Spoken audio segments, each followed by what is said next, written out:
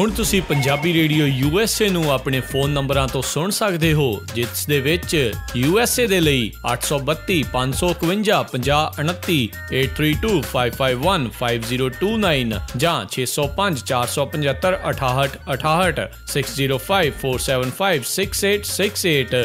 Toronto Canada ਦੇ ਲਈ 6479579633, British Columbia Canada ਲਈ 77865604660 ਜਾਂ 6046709696, ਕੈਲਗਰੀ ਕੈਨੇਡਾ ਦੇ ਲਈ 5873150587, ਇਟਲੀ ਦੇ ਲਈ 396899970694, ਪਾਕਿਸਤਾਨ ਦੇ ਲਈ 92021371300612, UK ਦੇ ਲਈ 3300101100, 3300101100, ਜਰਮਨੀ ਦੇ ਲਈ 51180904041511 51180904041, ਫਰਾਂਸ ਦੇ ਲਈ 3318014255,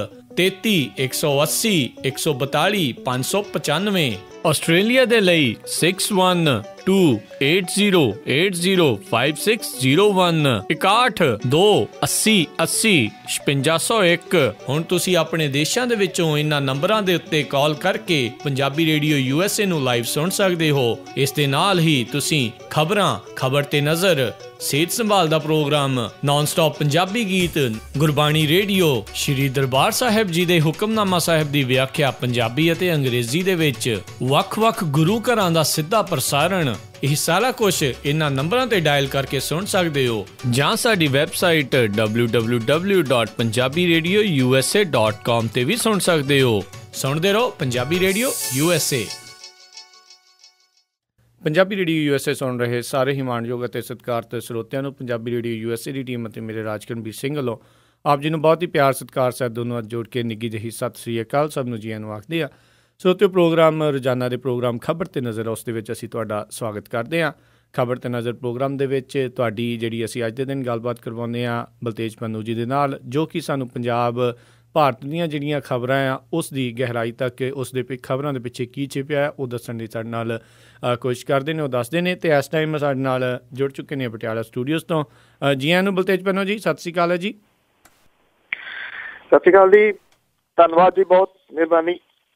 ਸਾਡੇ ਅੱਜ ਦੇ ਪ੍ਰੋਗਰਾਮ ਖਬਰ ਤੇ ਨਜ਼ਰ ਇਸ ਨੂੰ ਸਪਾਂਸਰ ਕਰਦੇ ਨੇ ਖਾਲਸਾ ਇੰਸ਼ੋਰੈਂਸ ਏਜੰਸੀ ਵਾਲੇ, ਜਿਨ੍ਹਾਂ ਦੇ ਕੋਲੋਂ ਤੁਸੀਂ ਹਰ ਤਰ੍ਹਾਂ ਦੀ ਇੰਸ਼ੋਰੈਂਸ ਆ ਉਹ ਕਰਵਾ ਸਕਦੇ ਹੋ। ਉਹਨਾਂ ਦਾ ਫ਼ੋਨ ਨੰਬਰ 4082722500 4082722500। ਇਸ ਦੇ ਨਾਲ ਗੁਰਦੀਪ ਸਿੰਘ ਵਿਰਦੀ, ਗੁਰਜੀਤ ਸਿੰਘ ਚਾਂਪੁਰ, ਸਤਨਾਮ ਸਿੰਘ ਸ਼ੇਰਗਿੱਲ, ਹਰਕੇਵਲ ਸਿੰਘ ਅਤੇ ਰਵਿੰਦਰ ਕੌਰ ਅਟਵਾਲ ਜੀ, ਇਹਨਾਂ ਸਾਰਿਆਂ ਦਾ ਅਸੀਂ ਬਹੁਤ ਬਹੁਤ ਧੰਨਵਾਦ ਕਰਦੇ ਹਾਂ। ਜੇ ਤੁਸੀਂ ਜਾਂ ਕੋਈ ਹੋਰ ਕਾਰੋਬਾਰ ਇਸ ਪ੍ਰੋਗਰਾਮ ਨੂੰ ਸਪਾਂਸਰ ਕਰਨਾ ਚਾਹੁੰਦੇ ਹੋ ਤਾਂ ਉਸ ਦੇ ਲਈ ਸੰਪਰਕ ਕਰ ਸਕਦੇ ਹੋ ਨੰਬਰ 4087227698 4087227698 ਦੇ ਉੱਤੇ।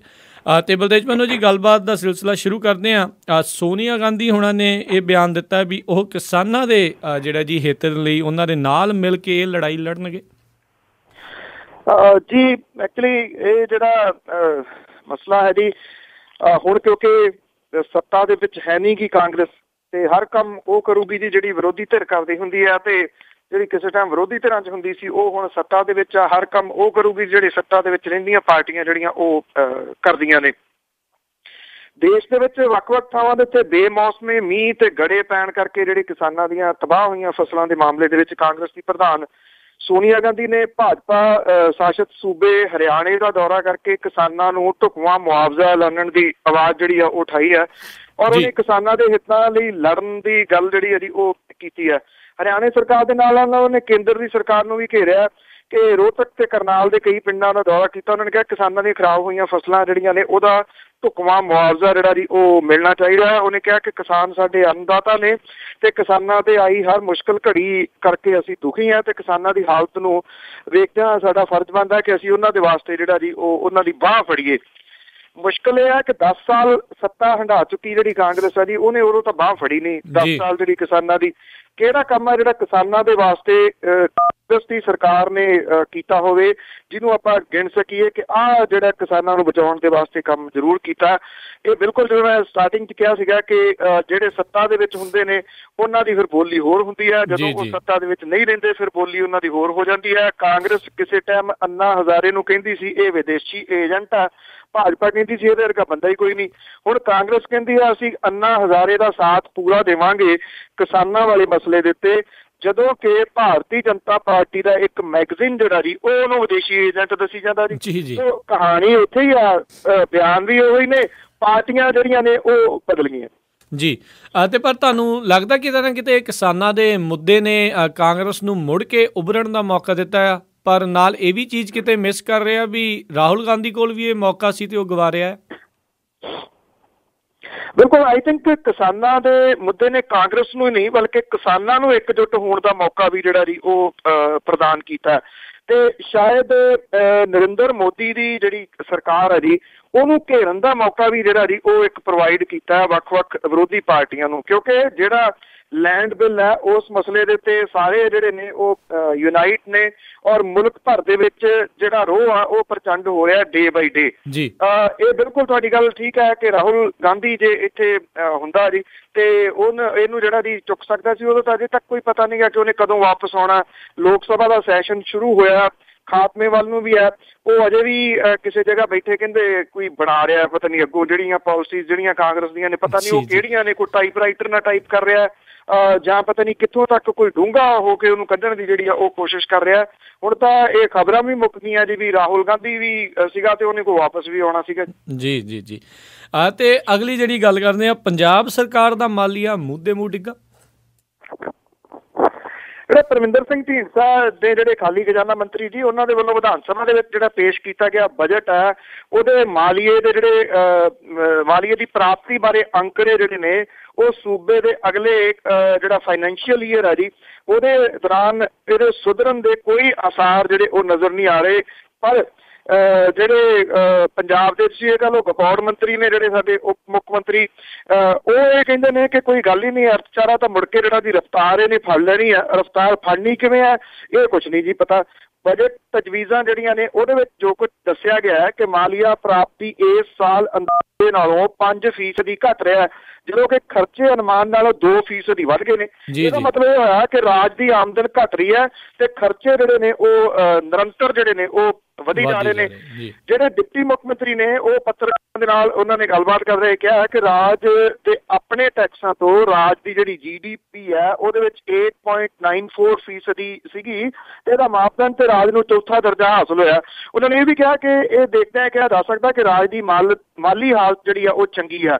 ਉਹਨਾਂ ਨੇ ਇਹ ਵੀ ਕਿਹਾ ਕਿ ਰਾਜ ਤੇ ਕਰਜ਼ੇ ਦਾ ਬੋਝ ਵਧਿਆ, ਪਰ 13ਵੇਂ ਵਿੱਤ ਕਮਿਸ਼ਨ ਨੇ ਇਹਨੂੰ ਹੱਦ ਅੰਦਰ ਜਿਹੜਾ ਜੀ ਉਹ ਦੱਸਿਆ ਜੀ ਜੀ। ਹੁਣ ਬਜਟ ਦੇ ਮੁਤਾਬਕ ਰਾਜ ਦਾ ਕਰਜ਼ਾ ਜਿਹੜਾ ਉਹ ਮਾਰਚ 2016 ਤੱਕ 1.24 ਲੱਖ ਕਰੋੜ ਹੋ ਜਾਣਾ ਹੈ। ਆਉਣੇ ਸਾਲ 'ਚ ਕਰਜ਼ੇ ਦੀ ਅਦਾਇਗੀ 3600 ਕਰੋੜ ਰੁਪਈਆ ਹੋ ਜਾਣੀ ਆ ਤੇ 99 ਰੁਪਈਆ ਵਿਆਜ ਵਜੋਂ ਦੇਣਾ ਪੈਣਾ। ਰਾਜ ਜੇ ਮੰਨ ਲਿਆ ਜਾਵੇ ਕਿ ਰਾਜ ਦੀ ਮਾਲੀਆ ਪ੍ਰਾਪਤੀ ਜਿਹੜੀ ਹੈ ਜੀ ਉਹ 46,229.24 ਕਰੋੜ ਰੁਪਏ ਦਾ ਟੀਚਾ ਹਾਸਲ ਕਰ ਵੀ ਲੈਂਦੀ ਹੈ ਤਾਂ ਰਾਜ ਦੀ ਕੁੱਲ ਆਮਦਨ ਦੇ ਵਿੱਚੋਂ ਤਕਰੀਬਨ 29.25% ਕਰਜ਼ੇ ਦੇ ਬੋਝ ਨੂੰ ਤਾਮ ਚਲੇ ਜਾਣਗੇ। ਆਮਦਨ ਦਾ 55% ਤੋਂ ਵੱਧ ਹਿੱਸਾ ਜਿਹੜਾ ਜੀ ਉਹ ਤਨਖਾਹਾਂ ਤੇ ਪੈਨਸ਼ਨਾਂ ਚਲੇ ਜਾਊਗਾ। 13% ਹਿੱਸਾ ਸਬਸਿਡੀਆਂ ਜਾਊਗਾ। ਸਿਰਫ 3% ਵਿਕਾਸ ਜਾਂ ਬੁਨਿਆਦੀ ਢਾਂਚੇ ਦੇ ਵਾਸਤੇ ਬਚੂਗਾ। ਔਰ ਇਹਦੇ 'ਚ ਕੋਈ ਹੈਰਾਨੀ ਨਹੀਂ ਕਿ ਰਾਜ ਨੂੰ ਵਿਕਾਸ ਕਾਰਜਾਂ ਦੇ ਵਾਸਤੇ 1250 ਕਰੋੜ ਰੁਪਏ ਕਰਜ਼ੇ ਵਜੋਂ ਹੋਰ ਜਿਹੜੇ ਨੇ ਉਹ ਲੈਣੇ ਪੈਣਗੇ। ਜਿਹੜਾ ਡਿਪਟੀ ਮੁੱਖ ਮੰਤਰੀ ਨੇ ਜੀ ਉਹ ਕਹਿੰਦੇ ਨੇ ਕਿ ਤਨਖਾਹਾਂ ਤੇ ਪੈਨਸ਼ਨਾਂ 'ਚ ਕਾਫੀ ਪੈਸਾ ਦੇਣਾ ਪੈ ਰਿਹਾ ਹੈ। ਉਹਨਾਂ ਕਿਹਾ ਕਿ ਟੈਕਸ ਢਾਂਚੇ ਦੇ ਵਿੱਚ ਇਕਸਾਰਤਾ ਲਿਆਉਣ ਲਈ ਕਈ ਵਸਤੂਆਂ ਦੇ ਉੱਤੇ ਵੈਟ ਜਿਹੜਾ ਉਹ ਘਟਾਉਣਾ ਪਿਆ। ਮੁਸ਼ਕਿਲ ਹੈ ਫਿਰ ਤਨਖਾਹਾਂ ਦੇਣੀਆਂ ਬੰਦ ਕਰ ਦਿਓ, ਜਿੰਨੇ ਮੁਲਾਜ਼ਮ ਨੇ ਉਹ ਹਟਾ ਦਿਓ ਤੇ ਆਪਣੇ ਲਈ 1-2 ਹੈਲੀਕਾਪਟਰ ਹੋਰ ਖਰੀਦ ਲਓ ਜੀ ਜੀ ਜੀ ਜੀ। ਆਲਰੇਡੀ ਤਨਖਾਹਾਂ ਤਾਂ ਡਬਲ ਕਰ ਹੀ ਲਈਆਂ ਆ। ਤੇ ਅਗਲੀ ਜਿਹੜੀ ਆਪਾਂ ਗੱਲ ਕਰਦੇ ਹਾਂ ਨਸ਼ਿਆਂ ਖਿਲਾਫ ਜਿਹੜੀ ਇਹਨਾਂ ਨੇ ਪੰਜਾਬ ਸਰਕਾਰ ਨੇ ਮੁਹਿੰਮ ਚਾਲੂ ਕੀਤੀ ਸੀ, ਕਿਤੇ ਇਹਨਾਂ ਨੇ ਬਾਰਡਰ ਤੇ ਜਾ ਕੇ ਵੀ ਧਰਨੇ ਦੇਣੇ ਸੀ, ਸਾਰਾ ਕੁਛ ਕਰਨਾ ਸੀ, ਪਰ ਉਹ ਕਿਤੇ ਨਾ ਕਿਤੇ ਵਿਸਰ ਗਏ ਉਤੋਂ।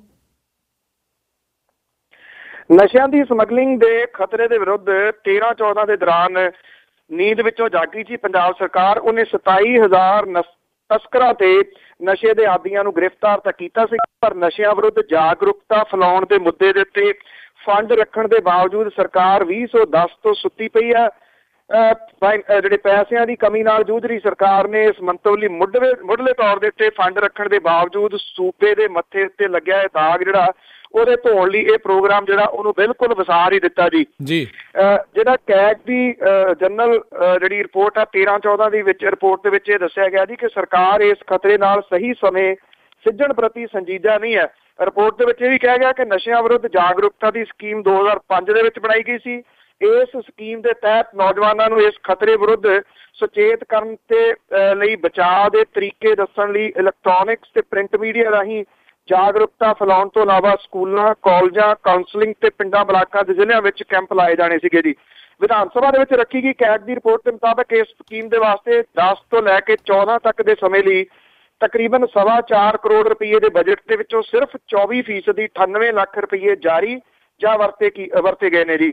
ਇਸ ਸਕੀਮ ਦੇ ਤਹਿਤ ਰਾਜ ਦੇ ਸਮਾਜਿਕ ਸੁਰੱਖਿਆ ਵਿਭਾਗ ਦੇ ਵੱਲੋਂ ਜਾਗਰੂਕਤਾ ਪ੍ਰੋਗਰਾਮ ਕਰਵਾਏ ਜਾਣੇ ਸੀਗੇ, ਪਰ ਵਿੱਤ ਵਿਭਾਗ ਵੱਲੋਂ ਗ੍ਰਾਂਟਾਂ ਜਾਰੀ ਨਾ ਕਰਕੇ ਵਿਭਾਗ ਦੇ ਹੱਥ ਜਿਹੜੇ ਨੇ ਉਹ ਬੰਨੇ ਗਏ ਨੇ ਜੀ। ਨਸ਼ਿਆਂ ਵਿਰੁੱਧ ਮੁਹਿੰਮ ਦੇ ਨਾਲ ਘਰੇਲੂ ਹਿੰਸਾ ਦੇ ਵਿਰੁੱਧ ਜਿਹੜੀ ਜਾਗਰੂਕਤਾ ਮੁਹਿੰਮ ਸੀ ਉਹਦੇ 'ਚ ਵੀ ਪੈਸੇ ਦੀ ਤੋੜ ਰਹੀ ਹੈ। 9 ਤੋਂ ਲੈ ਕੇ 13 ਦੇ ਦੌਰਾਨ 2.25 ਕਰੋੜ ਵਿੱਚੋਂ 30 ਲੱਖ ਰੁਪਈਆ ਹੀ ਖਰਚਿਆ ਗਿਆ, ਜਿਹੜਾ ਕਿ ਕੁੱਲ ਰਕਮ ਦਾ 17% ਜਿਹੜਾ ਬਣਦਾ। 13-14 ਦੇ ਦੌਰਾਨ ਇਹਦੇ ਵਾਸਤੇ ਇੱਕ ਧੇਲਾ ਵੀ ਨਹੀਂ ਰੱਖਿਆ ਗਿਆ, ਜਿਹਦੇ ਉੱਤੇ ਪੰਜਾਬ ਦੀ ਜਿਹੜੀ ਸਰਕਾਰ ਹੈ ਉਹਦੀ ਸੰਜੀਦਗੀ ਝਲਕਦੀ ਹੈ ਕਿ ਉਹ ਕੁਝ ਵੀ ਕਰਨ ਨੂੰ ਤਿਆਰ ਨਹੀਂ ਹੈ ਜੀ। ਜੀ ਤੇ ਅਗਲੀ ਜਿਹੜੀ ਇਹ ਖਬਰ ਦੇ ਵਿੱਚ ਧੂਰੀ ਜਿਮਨੀ ਚੋਣ ਦੇ ਵਿੱਚ ਬਰਨਾਲਾ ਤੇ ਲੌਂਗੋਵਾਲ ਪਰਿਵਾਰ ਆਮੋ ਸਾਹਮਣੇ। ਸੁਰਜੀਤ ਸਿੰਘ ਬਰਨਾਲਾ ਤੇ ਹਰਚੰਦ ਸਿੰਘ ਲੌਂਗੋਵਾਲ ਹੋਰਾਂ ਦਾ ਗੱਠਜੋੜ ਜੀ ਕਿਸੇ ਨੂੰ ਭੁੱਲਿਆ ਨਹੀਂ ਹੈ। ਜਦੋਂ ਪ੍ਰਕਾਸ਼ ਸਿੰਘ ਬਾਦਲ ਹੋਰਾਂ ਨੇ ਬਗਾਵਤ ਕਰ ਦਿੱਤੀ ਸੀ ਉਦੋਂ ਤਾਂ ਸੁਰਜੀਤ ਸਿੰਘ ਬਰਨਾਲਾ ਹੋਰਾਂ ਨੇ ਹਰਚੰਦ ਸਿੰਘ ਲੌਂਗੋਵਾਲ ਹੋਰਾਂ ਦੇ ਨਾਲ ਰਲ ਕੇ ਪੰਜਾਬ ਸਮਝੌਤਾ ਕੀਤਾ ਸੀ ਤੇ ਪੰਜਾਬ ਦੇ ਜਿਹੜੇ ਨੇ ਜੀ ਉਹ ਮੁੱਖ ਮੰਤਰੀ ਬਣੇ ਸਨ ਜੀ। ਹੁਣ ਪ੍ਰੋਬਲਮ ਜਿਹੜੀ ਹੈ ਜੀ ਉਹ ਇਸ ਮਸਲੇ ਦੇ ਉੱਤੇ ਇਹ ਆ ਗਈ ਹੈ ਜੀ ਕਿ ਇਹ ਦੋਵੇਂ ਪਰਿਵਾਰ ਜਿਹੜੇ ਨੇ ਜੀ ਉਹ ਆਮੋ ਸਾਹਮਣੇ ਹੋਣਗੇ ਧੂਰੀ ਵਿਧਾਨ ਸਭਾ ਹਲਕੇ ਦੀ ਜਿਹੜੀ ਜ਼ਿਮਨੀ ਚੋਣ ਹੈ ਇੱਥੇ ਜੀ। ਜਿੱਥੇ ਧੂਰੀ ਦੇ ਵਿੱਚ ਅਕਾਲੀ ਦਲ ਨੇ ਗੋਬਿੰਦ ਸਿੰਘ ਲੌਂਗੋਵਾਲ ਜਿਹੜੇ ਨੇ ਜੀ ਉਹਨਾਂ ਨੂੰ 7ਵੀਂ ਵਾਰੀ ਚੋਣ ਮੈਦਾਨ ਦੇ ਵਿੱਚ ਜਿਹੜਾ ਜੀ ਲਿਆਂਦਾ, ਔਰ ਜਿਹੜੀ ਹਾਕਮ ਗੱਠਜੋੜ ਦੀ ਉਮੀਦਵਾਰੀ ਦੇ ਕਈ ਨਾਂ ਵੀ ਹੋਰ ਚਰਚਾ ਚੱਲ ਰਹੀ ਸੀਗੀ, ਪਰ ਸ਼ਾਇਦ ਇਸੇ ਕਰਕੇ ਹੀ ਲਿਆਂਦਾ ਗਿਆ ਜੀ ਕਿ ਉਹਨਾਂ ਨੂੰ ਵੀ ਪਤਾ ਸੀ, ਕਨਸੂਆ ਸੀ ਕਿ ਬਰਨਾਲਾ ਗਰੁੱਪ ਜਿਹੜਾ ਜੀ ਉਹ ਇਹ ਟਿਕਟ ਲਿਜਾ ਸਕਦਾ। ਹਾਲਾਂਕਿ ਪਹਿਲਾਂ ਗੁਣਾ ਜਿਹੜਾ ਸੀ ਉਹ ਗਗਨਦੀਪ ਸਿੰਘ ਬਰਨਾਲਾ ਤੇ ਪੈ ਰਿਹਾ ਸੀਗਾ, ਪਰ ਕੁਝ ਕੰਟਰੋਵਰਸੀਜ਼ ਗਗਨਦੀਪ ਸਿੰਘ ਬਰਨਾਲਾ ਦੇ ਨਾਲ ਜੁੜੀਆਂ ਹੋਈਆਂ ਨੇ। ਇਸ ਕਰਕੇ ਉਹਦਾ ਜਿਹੜਾ ਮੁੰਡਾ ਜੀ ਗਗਨਦੀਪ ਸਿੰਘ ਬਰਨਾਲਾ ਹੋਰਾਂ ਦਾ ਸਿਮਰਪ੍ਰੀਤ ਸਿੰਘ ਬਰਨਾਲਾ, ਉਹਦੇ ਉੱਤੇ ਦਾ ਜਿਹੜਾ ਜੀ ਉਹ ਕਾਂਗਰਸ ਨੇ ਖੇਡਿਆ। ਗਗਨਦੀਪ ਸਿੰਘ ਬਰਨਾਲਾ 2002 ਦੀਆਂ ਵਿਧਾਨ ਸਭਾ ਚੋਣਾਂ 'ਚ ਧੂਰੀ ਤੋਂ ਵਿਧਾਇਕ ਜਿਹੜੇ ਉਹ ਬਣੇ ਸਨ। ਸਿਮਰ ਪ੍ਰਤਾਪ ਬਰਨਾਲਾ ਜਿਹੜਾ ਜੀ ਉਹ 26 ਕੁ ਸਾਲ ਦਾ ਹੈ।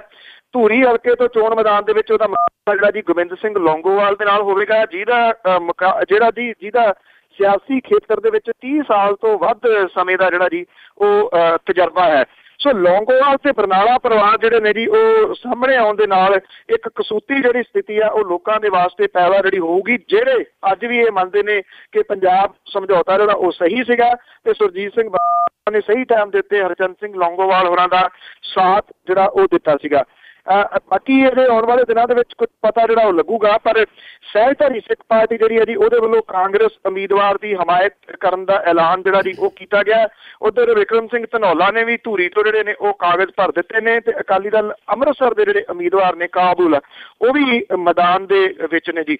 ਦੇਖਦੇ ਹਾਂ ਆਉਣ ਵਾਲੇ ਦਿਨਾਂ ਦੇ ਦੌਰਾਨ ਜਿਹੜਾ ਅਸਲ ਮੁਕਾਬਲਾ ਜਿਹੜਾ ਜੀ ਉਹ ਕਿੱਥੇ ਹੁੰਦਾ। ਹੋਣਾ ਤਾਂ ਦੋ ਵੱਡੀਆਂ ਪਾਰਟੀਆਂ ਦੇ ਵਿਚਾਲੇ ਹੀ ਹੈ ਜੀ ਮੁਕਾਬਲਾ, ਇਹ ਤਾਂ ਗੱਲ ਮੰਨਣ ਵਾਲੀ ਹੈ। ਜੋ ਮੁਕਾਬਲਾ ਜਿਹੜਾ ਜੀ ਉਹ ਕਾਂਗਰਸ ਤੇ ਅਕਾਲੀ ਦਲ ਬਾਦਲ ਦੇ ਵਿਚਾਲੇ ਹੀ ਰਹੂਗਾ, ਕਿਉਂਕਿ ਜਿਹੜੀ ਧੂਰੀ ਵਾਲੀ ਚੋਣ ਆ ਜੀ ਇਹਨੇ ਕਈ ਕੁਛ ਨਵਾਂ ਜਿਹੜਾ ਪੰਜਾਬ ਦੇ ਵਿੱਚ ਕਰਨਾ ਹੈ।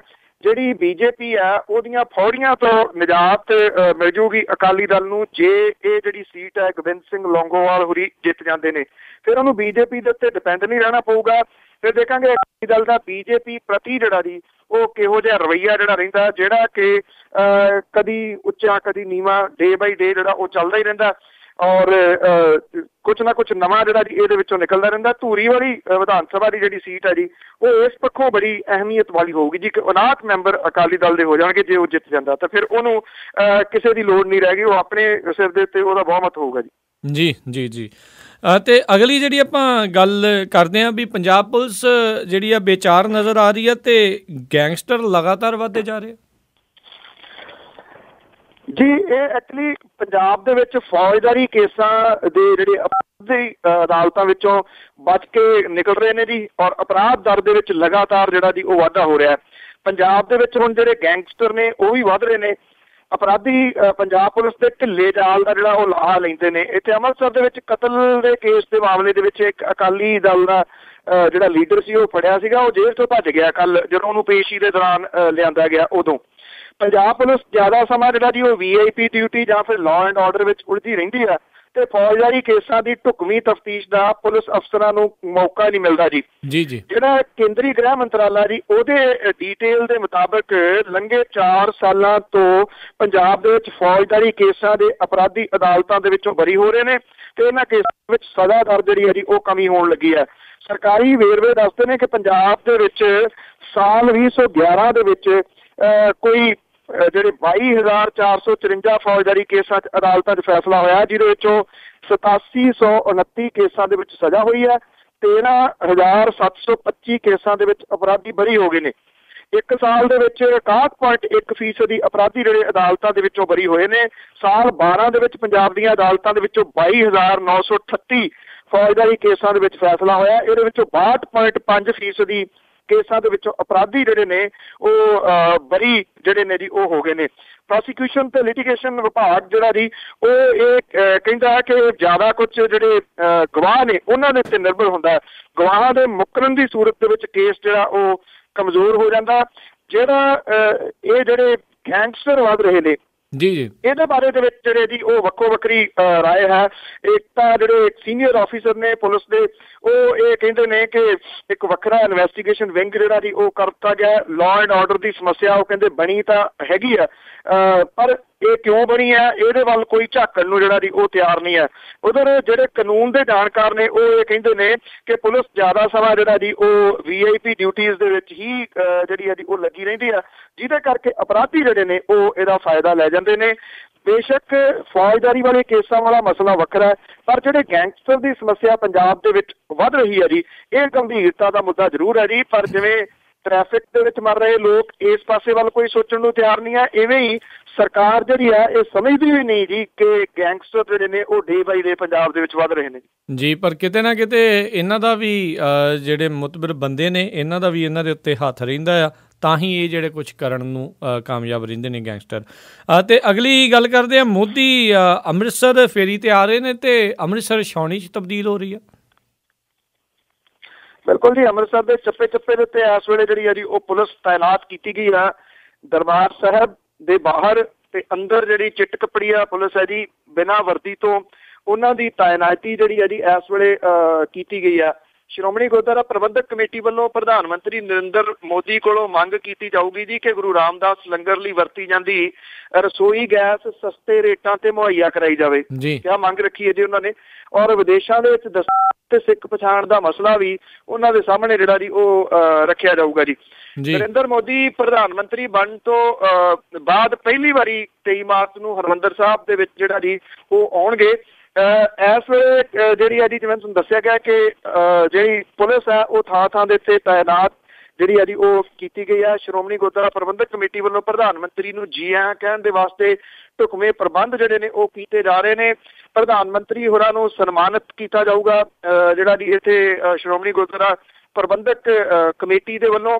ਸ਼ਹਿਰ ਦੀ ਜਿਹੜੀ ਹੈ ਜੀ ਸਾਫ਼ ਸਫਾਈ ਰੰਗ ਰੋਗਨ ਦਾ ਕੰਮ ਜਿਹੜਾ ਜੀ ਉਹ ਜੰਗੀ ਪੱਧਰ ਤੇ ਚੱਲ ਰਿਹਾ। ਅੰਮ੍ਰਿਤਸਰ ਵਾਲੇ ਇਸ ਗੱਲੋਂ ਖੁਸ਼ ਨੇ ਕਿ ਜਿਹੜਾ ਗੰਦ ਥਾਂ ਥਾਂ ਦੇ ਉੱਤੇ ਸੁੱਟਿਆ ਸੀਗਾ ਪ੍ਰਧਾਨ ਮੰਤਰੀ ਆਉਣ ਕਰਕੇ ਹੀ ਸਹੀ ਉਹ ਇਸ ਵੇਲੇ ਜਿਹੜਾ ਜੀ ਉਹ ਚੁੱਕਿਆ ਜਾ ਰਿਹਾ। ਅਵਤਾਰ ਸਿੰਘ ਮੱਕੜ ਹੋਰਾਂ ਦਾ ਇਹ ਕਹਿਣਾ ਜੀ ਕਿ ਸ਼੍ਰੋਮਣੀ ਗੁਰਦੁਆਰਾ ਪ੍ਰਬੰਧਕ ਕਮੇਟੀ ਦੇ ਵੱਲੋਂ ਜਿਹੜੇ ਜੀ ਉਹ ਪ੍ਰਬੰਧ ਇਹਦੇ ਸੰਬੰਧ ਦੇ ਵਿੱਚ ਮੁਕੰਮਲ ਜਿਹੜੇ ਨੇ ਉਹ ਕੀਤੇ ਗਏ ਨੇ। ਦੇਖਦੇ ਹਾਂ ਜੀ ਕਿ ਨਰਿੰਦਰ ਮੋਦੀ ਹੋਰੀ ਇੱਥੇ ਆ ਕੇ ਜਿਹੜਾ ਜੀ ਉਹ ਕੀ ਕਹਿੰਦੇ ਨੇ। ਉਹ ਵੀ ਉਸ ਸੂਬੇ ਦੇ ਵਿੱਚ ਆ ਕੇ ਜਿਹੜਾ ਕਿ ਕਿਸਾਨ ਪ੍ਰਧਾਨ ਸੂਬਾ ਜਿਹੜਾ ਕਿਸਾਨਾਂ ਦਾ ਸੂਬਾ ਜਿਹੜਾ ਜੀ ਉਹ ਕਿਹਾ ਜਾਂਦਾ ਹੈ, ਔਰ ਕਿਸਾਨਾਂ ਦੇ ਵਾਸਤੇ ਬਣਾ ਕੇ ਕਾਲੇ ਕਾਨੂੰਨ ਔਰ ਉਹ ਆਪਣੇ ਅਕਾਲੀ ਦਲ ਨੂੰ ਨਾਲ ਲੈ ਕੇ ਜੀ ਸ਼ਾਇਦ ਉਹ ਅਕਾਲੀ ਦਲ ਦਾ ਧੰਨਵਾਦ ਕਰਨ ਦੇ ਵਾਸਤੇ ਆ ਰਹੇ ਨੇ ਕਿ ਉਹਨਾਂ ਨੇ ਇਸ ਕਾਲੇ ਕਾਨੂੰਨ ਨੂੰ ਪਾਸ ਕਰਾਉਣ ਦੇ ਵਿੱਚ ਉਹਨਾਂ ਦੀ ਮਦਦ ਕੀਤੀ ਹੈ। ਜੀ ਜੀ। ਅਤੇ ਅਗਲੀ ਜਿਹੜੀ ਆਪਾਂ ਗੱਲ ਕਰਦੇ ਹਾਂ ਵੀ ਜਿਹੜੀ ਪੰਜਾਬ ਪੁਲਿਸ ਆ ਉਹ ਮਾੜੇ ਹਥਿਆਰਾਂ ਦੇ ਸਿਰ ਤੇ ਲੜ ਰਹੀ ਆ ਜਿਹੜੇ ਗੈਂਗਸਟਰਾਂ ਦੇ ਨਾਲ ਤੇ ਬਾਕੀਆਂ ਦੇ ਨਾਲ। ਜੀ ਜਿਹੜਾ ਆਪਣੇ ਕੇਂਦਰੀ ਗ੍ਰਹਿ ਮੰਤਰਾਲਾ ਜੀ 24 ਸਾਲ ਪਹਿਲਾਂ ਪੰਜਾਬ ਸਰਕਾਰ ਨੂੰ ਪੁਲਿਸ ਮਹਿਕਮੇ ਦੀਆਂ 303 ਜਿਹੜੇ 303 ਰਾਈਫਲ ਹੈ ਔਰ 410 ਬੰਦੂਕਾਂ ਦੇ ਸਟੇਨ ਗੰਨਾਂ ਬਦਲਣ ਲਈ ਕਿਹਾ ਸੀਗਾ, ਪਰ ਇਹਨਾਂ ਸਿਫਾਰਸ਼ਾਂ ਦੇ ਉੱਤੇ ਅਜੇ ਤੱਕ ਅਮਲ ਨਹੀਂ ਹੋਇਆ ਜੀ। ਦੇਸ਼ ਭਰ ਦੇ ਵਿੱਚ ਪੁਲਿਸ ਪਬਲਿਕ ਪੱਖੋਂ ਬਿਹਤਰੀਨ ਤੇ ਲਗਭਗ ਇੱਕ ਦਹਾਕੇ ਤੋਂ ਵੀ ਘੱਟ ਸਮੇਂ ਦੇ ਦੌਰਾਨ ਬਜਟ ਦੁੱਗਣਾ 4600 ਕਰੋੜ ਰੁਪਏ ਕਰਨ ਦੇ ਬਾਵਜੂਦ ਪੰਜਾਬ ਪੁਲਿਸ ਦਾ ਨਿਗਾਰ ਜਿਹੜਾ ਹੈ ਜੀ ਕਿ ਇੱਕੋ ਇੱਕ ਉਹ ਮਾਮਲਾ ਨਹੀਂ ਹੈ ਜੀ। ਪੰਜਾਬ ਪੁਲਿਸ ਨੇ ਇਜ਼ਰਾਈਲ ਤੇ ਸਵਿਟਜ਼ਰਲੈਂਡ ਤੋਂ 3 ਸਾਲ ਪਹਿਲਾਂ ਖਰੀਦੀਆਂ ਹਲਕੀਆਂ ਮਸ਼ੀਨ ਗੰਨਾਂ ਜਿਹਦੇ ਵਿੱਚ 5.56 mm ਤੇ SD 553 ਰਾਈਫਲਾਂ ਤੇ 18 ਅੰਡਰ ਬ੍ਰੀਜ਼ ਗ੍ਰੇਨੇਡ ਲਾਂਚਰ ਅਣਵਰਤੇ ਪਏ ਨੇ ਕਿਉਂਕਿ ਇਹਨਾਂ ਲਈ ਲੋੜੀਂਦਾ ਗੋਲੀ ਸਿੱਕਾ ਤੱਕ ਖਰੀਦਿਆ ਨਹੀਂ ਗਿਆ ਜੀ। ਜਿਹੜਾ ਬਹਾਦਰਗੜ੍ਹ ਦਾ ਅਸਲਾਖਾਨਾ ਜੀ ਨੇ ਅਸਲਾ ਫੈਕਟਰੀ ਕਾਨਪੁਰ ਤੋਂ ਦਸੰਬਰ 2011 ਦੇ ਵਿੱਚ 50,000 ਕਾਰਤੂਸ ਖਰੀਦੇ ਸੀਗੇ, ਪਰ ਇਹ ਕਾਰਤੂਸ 10 ਸਾਲ ਪਹਿਲਾਂ 2010 ਦੇ ਬਣੇ ਹੋਣ ਕਾਰਨ ਆਪਣਾ ਵੇਲਾ ਜਿਹੜਾ ਜੀ ਉਹ ਵਿਹਾ ਚੁੱਕੇ ਨੇ। ਕੈਗ ਦੇ ਵੱਲੋਂ 11 ਤੋਂ ਲੈ ਕੇ 14 ਦੇ ਦੌਰਾਨ ਹਥਿਆਰਾਂ ਦੀ ਖਰੀਦ ਤੇ ਸਥਿਤੀ ਬਾਰੇ ਵਿਧਾਨ ਸਭਾ ਦੇ ਵਿੱਚ ਰੱਖੀ ਰਿਪੋਰਟ ਦੇ ਵਿੱਚ ਇਹ ਆਖਿਆ ਗਿਆ ਕਿ ਪੁਲਿਸ ਮੁਲਾਜ਼ਮ ਹਾਲੇ ਵੀ ਪੁਰਾਣੇ ਹਥਿਆਰ ਜਿਹੜੇ ਨੇ ਉਹ ਚੁੱਕੀ ਫਿਰਦੇ ਨੇ। ਜਿਹੜਾ ਰਿਪੋਰਟ ਉਹ ਇਹ ਵੀ ਕਹਿੰਦੀ ਆ ਕਿ ਹਥਿਆਰਾਂ ਦੀ ਸਾਂਭ ਸੰਭਾਲ ਦੇ ਉੱਤੇ ਵੀ ਉਂਗਲ ਜਿਹੜੀ ਆ ਉਹ ਚੁੱਕੀ ਗਈ ਹੈ। ਇਹ 'ਚ ਕਿਹਾ ਗਿਆ ਕਿ ਪੁਲਿਸ ਦੇ ਕੋਲੇ ਕੋਈ ਅਸਲਾ ਜਿਹੜਾ ਚੈੱਕ ਕਰਨ ਵਾਲਾ ਹੈ ਨਹੀਂ ਗਾ ਜਿਹੜਾ ਹਥਿਆਰਾਂ ਤੇ ਅਸਲੇ ਦੀ ਹੰਢਣਸਾਰਤਾ ਜਾਂ ਬਦਲਣ ਦਾ ਫੈਸਲਾ ਜਿਹੜਾ ਉਹ ਕਰ ਸਕੇ। ਰਿਪੋਰਟ ਦੇ ਮੁਤਾਬਕ ਪੁਲਿਸ ਨੇ ਕਈ ਥਾਈਂ ਪੈਸੇ ਅਜਾਈਂ ਖਰਚੇ ਨੇ।